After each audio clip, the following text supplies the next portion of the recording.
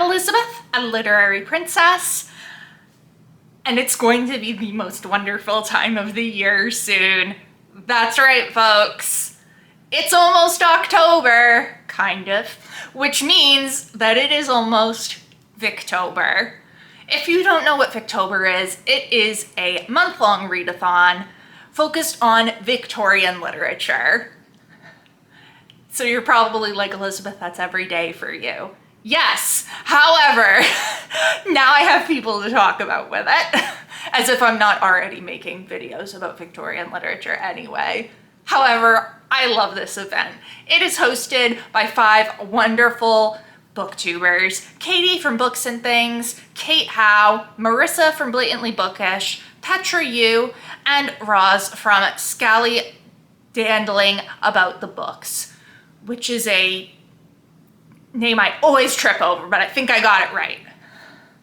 So, let's talk about what I'm gonna read. This is my TBR with a few non-Victober reads at the end because I do have Fairy Tale Friday and whatnot, but the George Eliot Project counts for Victober. Let's jump in. The first book on my TBR is actually the group read, and I had not planned to read it.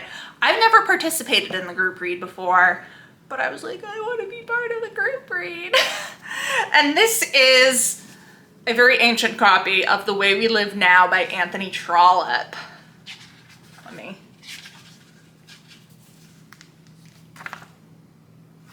It's actually not that ancient. It's only from 1950, I say, as if that's not half a century old or more. Anyway, this is the group read. So I think the idea is read a few chapters every day, which is because it's giant.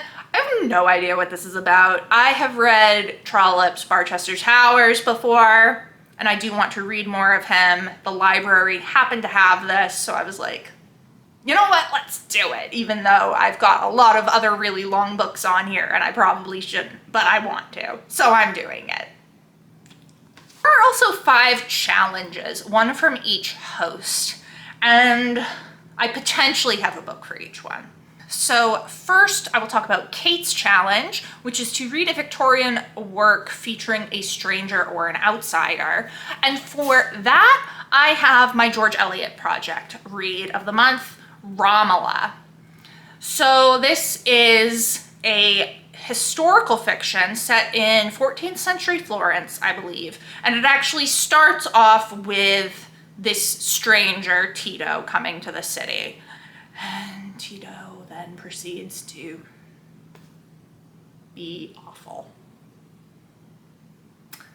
Anyway, this is largely focused on Romola, the daughter of a blind scholar, and her journey, as well as Tito's journey. Tito very quickly becomes her husband. I have read this before, so this will be a reread. It's also really long. I'm looking at some of these books, I'm like, oh no, they're all really long because it's the Victorian era. Oh dear, but you know, hey. So I really enjoyed Romola the last time I read it, so I think I will enjoy it again. It is more pacey than most of Eliot's plots, and that's really saying something because this is bogged down with a lot of historical facts. So for me to be like, yeah, it's really quickly paced for a George Eliot book, that tells you how slow Eliot's other books are.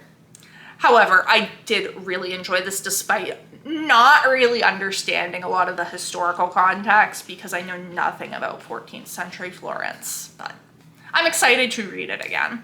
Next up is Katie's challenge, and that is to read a piece of Victorian New Woman fiction. Now, I'm not sure if I'm going to get to this because I have a lot of other books to read, 2 of which are for my dissertation, so we'll see what happens. But this is Ideala by Sarah Grand. Sarah Grand is one of the major New Women writers. I have read 2 of her books, The Heavenly Twins and the Beth book.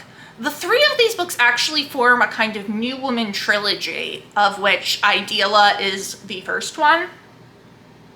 Oops. So she actually appears as a character in both the Heavenly Twins and the Beth book.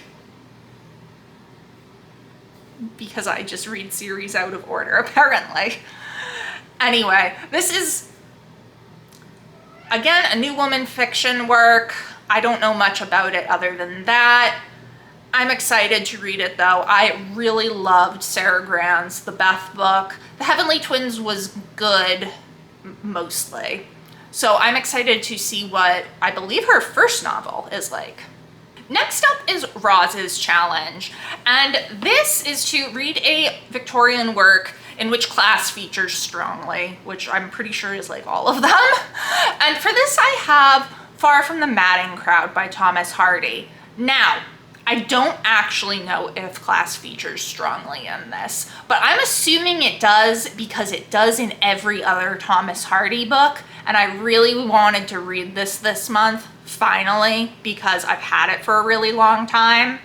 So I am putting it under this spot, just assuming that it deals with class, because that's what Hardy does. If it doesn't, then The Way We Live Now will count for this challenge. This is the story of Bathsheba Everdeen.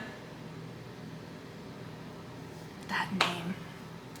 And kind of a love shape that she ends up in, I believe, because everybody in Hardy is always in some kind of a love shape. I love Hardy, so I'm really excited to finally get to this one. Petra's challenge is to read a Victorian first-person narrative. Now, Ideala, I believe, would count for this. I believe it is told from first person from one of the male characters' perspectives. However, I wanted to pile on more reading. So I have actually gotten out Margaret Oliphant's autobiography and letters. I have read the autobiography already. I read it in July, so I will just be reading the letters, but I do believe letters count as a first-person narrative. Since Oliphant is one of the authors that I'm focusing on for my dissertation, this counts as research. I don't have my physical copy with me, but I did get one out of the library. It's just on campus, and it's from like 1899, and they really shouldn't be letting me take these antiques out. Now we have Marissa's challenge, which is to read a Victorian work by an author who is new to you. And I struggled because I've read all these authors that I've already talked about, and I have read the authors of the other two books I'm going to be talking about because they're ones I'm writing my dissertation on, so obviously I've read those authors. So I was like, oh my god, but I want to do all the challenges. However, I'm like, Elizabeth, let's be real with yourself. These are Victorian novels. They're all very long. So you're probably not going to get to do all the challenges. But I do have a book for this, in case I do. And that is The Widow Barnaby by Frances Trollope, mother of Anthony Trollope.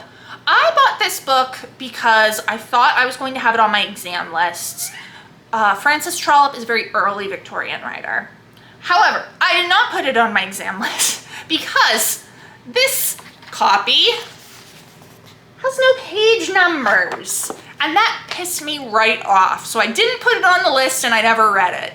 However, she is the only Victorian author I have physically on my shelf who I have not read from yet. And I would like to read her, despite this copy having no page numbers, which just makes me very angry. Will I get to it this month? Probably not, but it's here if I want to. It doesn't even have the title on the spine. We have two books that did not fit into any of the challenges, at least as far as I know, that I do want to read for my dissertation. You've seen these before. They've been on a few TBRs this year.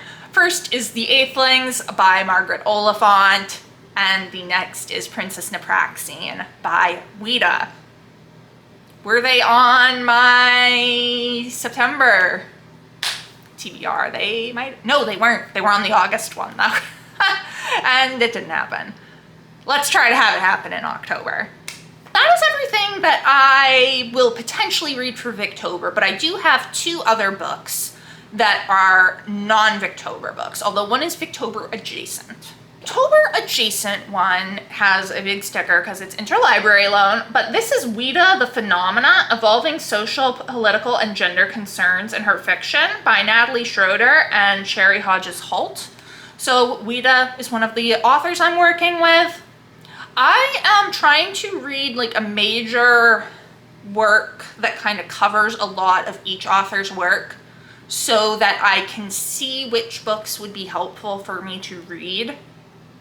So I know that I do want to read Princess Napraxine, but I don't know what else I might want to read by her and include in my dissertation. So I'm reading some secondary sources to help me figure it out, because I'm hopefully going to finish and defend my proposal at the end of October, and I have to have chapter summaries for all those. So I do need to know kind of what books I want to work with, and I'm hoping this will help me.